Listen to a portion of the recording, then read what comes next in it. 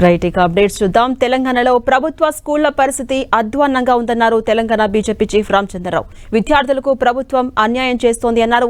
Fee బకాయిలు ఇంకా చెల్లించలేదన్న ఆయన పాలిటెక్నిక్ కాలేజీలన్నీ కూడా మూతపడే పరిస్థితి వచ్చిందన్నారు. జీవో 97తో ఏం చేద్దాం అనుకుంటున్నారని ప్రశ్నించారు. జీవో 97 స్పష్టంగా లేదన్న ఆయన విద్యార్థులు ప్రశ్నిస్తే దాడులు లాఠీచార్జ్ చేస్తారా అని మండిపడ్డారు. విద్యార్థులపై తప్పుడు కేసులు పెడుతున్నారని ఆగ్రహం వ్యక్తం చేశారు రామచంద్రరావు. నరేంద్ర మోదీ గారి యొక్క విద్యా వ్యవస్థ విషయంలో మాట్లాడుతూ ఉన్నారు. కానీ విశ్వవిద్యాలయాలకు వారు వచ్చారు, మన ఉస్మానియా విశ్వవిద్యాలయం చెప్పి నేను 1000 కోట్లు ఇస్తానని చెప్పారు. ఏడాది అయిపోయింది, 1000 రూపాయలు కూడా ఇంతవరకు ఇవ్వలే. అంతేకాకుండా ఈరోజు విశ్వవిద్యాలయాలతో పాటు ప్రైమరీ స్కూల్స్లో కూడా ప్రైమరీ స్కూల్ టీచర్స్ కూడా ఈరోజు రిక్రూట్మెంట్ లేవు. స్కూల్స్లో మొత్తం కూడా విద్యార్థుల్ని గవర్నమెంట్ స్కూల్స్లో ఎంకరేజ్ చేయాల్సినటువంటి ఒక పని మర్చిపోయి రేషనలైజేషన్ ఆఫ్ స్కూల్స్ పేరు మీద స్కూల్స్ అన్ని కూడా తీసేసి తగ్గించి విద్యార్థులకు చదువు చెప్పడానికి టీచర్లు లేరు, వాళ్ళకి ప్రమోషన్ లేవు, వాళ్ళకి హెల్త్ కార్డు లేవు, సరైన టైంలో శాలరీస్ రావు వాళ్ళకు.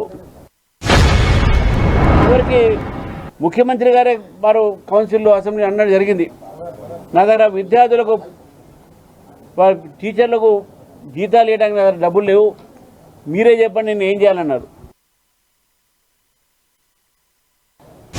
విద్యా వ్యవస్థ పెడుతున్నారు. గత ప్రభుత్వం పెట్టింది, ఈ ప్రభుత్వం, నేను ఒక విషయం రెండు కాదు, ఈ ప్రభుత్వం నిజంగా వచ్చిన తర్వాత చాలా పెద్ద పెద్ద మాటలు మాట్లాడారు. యూత్ డిక్లరేషన్ అన్నారు, విద్యార్థులకు న్యాయం జరుగుతుందని అనుకున్నాం. కానీ ఈ ప్రభుత్వం వచ్చిన తర్వాత విద్యార్థులకు ఇంకా అన్యాయం జరుగుతూ ఉన్నది. ఫీజు రీఎంబర్స్మెంట్ గత ప్రభుత్వం బకాయి పెట్టింది అన్నారు, మీరు అప్పుడు మాట్లాడలేన్నారు. నేను మాట్లాడానప్పుడు కౌన్సిల్లో రికార్డులో మీరు చూడండి, నేను మాట్లాడాను, మీకు గొడవలు కూడా చేసినాము. మేమే కాదు, ఏబీపీ స్టూడెంట్స్ కూడా ఆ రోజు ఫీజు బకాయిల గురించి ఆ ప్రభుత్వ వ్యతిరేక పోరాటం కూడా చేస్తాం. కమిటీ వేశారు, హై పవర్ కమిటీ, కేశవరావు గారి నాయకత్వంలో, కోదండరామ్ గారి యొక్క నాయకత్వంలో. ఈ హై పవర్ కమిటీ ఎందుకు వేశారు మీరు? మీకు వాస్తవానికి క్లారిటీ ఉండుంటే మీరే ఎక్స్ప్లెయిన్ చేయొచ్చు కదా స్టూడెంట్స్కు. ఆ స్టూడెంట్స్ అడిగితేనే వాళ్ళ మీద లాఠీ చార్జ్, జైలుకు పంపించడం, వాళ్ళ మీద తప్పుడు కేసులు పెట్టడం. ఈరోజు వాళ్ళని బెదిరిస్తున్నారు. మొత్తం రామంతపూర్ పాలిటెక్నిక్ కాలేజ్ ముందు పోలీసులను పెట్టేసి వాళ్ళని బయటికి రాకుండా చేస్తూ ఉన్నారు విద్యార్థుల్ని. ఇది ఈరోజు